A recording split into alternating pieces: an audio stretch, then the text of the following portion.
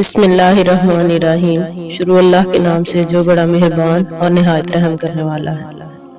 محترم ناظرین، السلام علیکم۔ امید ہے کہ آپ لوگ خیریت سے ہوں گے۔ بنی اسرائیل میں دو بھائی تھے جن میں ایک مسلمان تھا اور دوسرا کافر تھا۔ دونوں دریا کے شکاری تھے۔ کافر بت کو سجدہ کرتا تھا، مگر جب مچھلیوں کے لیے جال تیار کرتا تو اس میں ڈھیروں مچھلیاں آ جاتی جو اس کو کھینچنے میں بھی اس قدر مشکل ہو جاتی۔ مگر مسلمان کے جال میں صرف ایک ہی مچھلی آتی تھی اور وہ اسی پر صبر کے ساتھ اللہ کا شکر ادا کرتا تھا۔ اتفاقاً ایک روز اس مسلمان کی بیوی اپنے مکان کی چھت پر گئی تو اس کی نظر کافر کی بیوی پر پڑی جو زیور اور بہترین لباس سے آراستہ تھی۔ یہ دیکھ کر اس مسلمان کی بیوی کے دل میں وسوسہ پیدا ہوا کہ کاش میں بھی ایسی ہی ہوتی۔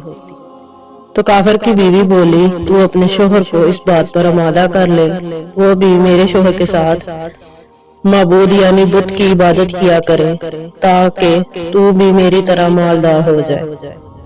یہ سن کر مسلمان بھائی کی بیوی بہت غمزدہ ہوئی، اور جب اس کا شوہر گھر آیا تو اس نے بیوی کا یہ حال دیکھ کر دریافت کیا کہ آخر کیا بات ہے جس سے تو اس قدر غمزدہ معلوم ہوتی ہے۔ تو وہ کہنے لگی کہ بس تم مجھے اب طلاق دے دو یا اپنے بھائی کے معبود کی عبادت شروع کر دو۔ یہ سن کر اس کے شوہر نے کہا، خدا کی بندی، تو خدا سے نہیں ڈرتی؟ ایمان کی دولت ملنے کے بعد یہ کفر کی باتیں کرتی ہے۔ تو عورت بولی، بس مجھے اب مجھ سے زیادہ باتیں نہیں سنی جاتی، میں بھی دوسری عورتوں کی طرح اچھا لباس اور اچھے زیورات پہننا چاہتی ہوں۔ جب اس مرد مومن نے دیکھا کہ یہ عورت ضد پر اتر آئی ہے تو اس کا اصرار حد سے بڑھ چکا ہے، تو اس نے اس عورت کو تسلی دینے کے لیے کہا، اچھا گھبرانے کی ضرورت نہیں، میں کل سے کاریگروں اور مزدوروں کے ساتھ جا کر محنت کر کے تجھے روزانہ 2 درہم دیتا رہوں گا، تو اس نے اپنی حالت درست کر لینا۔ یہ سن کر عورت کو کچھ تسلی ہوئی اور وہ سویرے ہی مرد مومن مزدوری کی تلاش میں نکل پڑا، لیکن اس نے اس سے حال تک نہ پوچھا۔ یہ دیکھ کر وہ دریا کے کنارے پہنچا اور شام تک اللہ کی عبادت میں مصروف رہ کر رات کو جب گھر آیا تو بیوی نے دریافت کیا کہ آج تم کہاں تھے؟ وہ کہنے لگا کہ میں بادشاہ کی خدمت میں مصروف تھا، اس نے مجھ سے 30 دن کام کرنے کی شرط کی ہے۔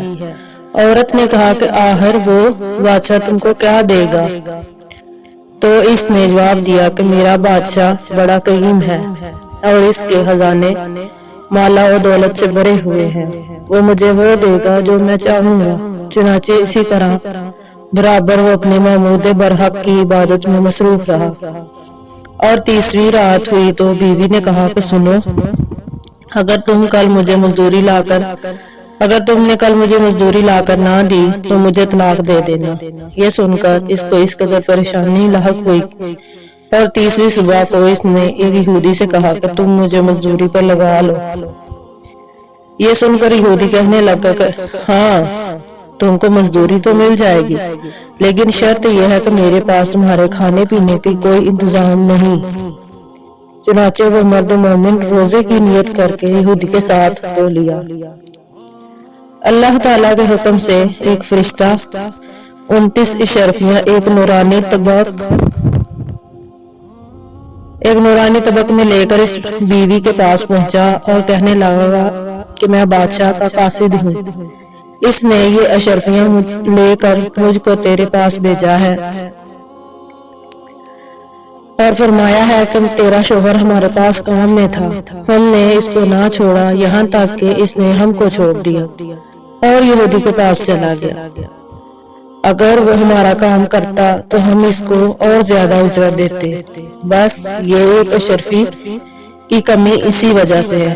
چنانچہ وہ عورت ان اشرفیوں میں سے ایک اشرفی لے کر بازار گئی، سنار نے اس کی 1000 قیمت عورت کے ہاتھ میں رکھ دی، اور جب کو اور جب شام کو وہ مرد مومن گھر آیا تو عورت نے اس سے دریافت کیا کہ آج تم کہاں تھے؟ اس نے جواب دیا کہ آج میں ایک یہودی کے ساتھ کام پر گیا ہوا تھا۔ تو بیوی کہنے لگی آخر بادشاہ کی خدمت کر کے تم دوسرے کی خدمت کیوں کرتے ہو؟ پھر اس کو اشرفیوں کا واقعہ سنایا، جس کو سن کر وہ مرد مومن روتے روتے بے ہوش ہو گیا، اور جب اس کو ہوش آیا تو بیوی سے کہنے لگا افسوس کہ میں نے بادشاہ دو جہاں کی خدمت کا حق اپنے اوپر لازم نہ کیا۔ اس کے بعد اس شخص نے اس عورت کو چھوڑ دیا اور پہاڑوں پر چلا گیا، جہاں خدا کی عبادت میں مصروف رہ کر اس کا انتقال ہو گیا۔ اللہ تعالیٰ اس پر اپنا رحم فرمائے، آمین ثم آمین۔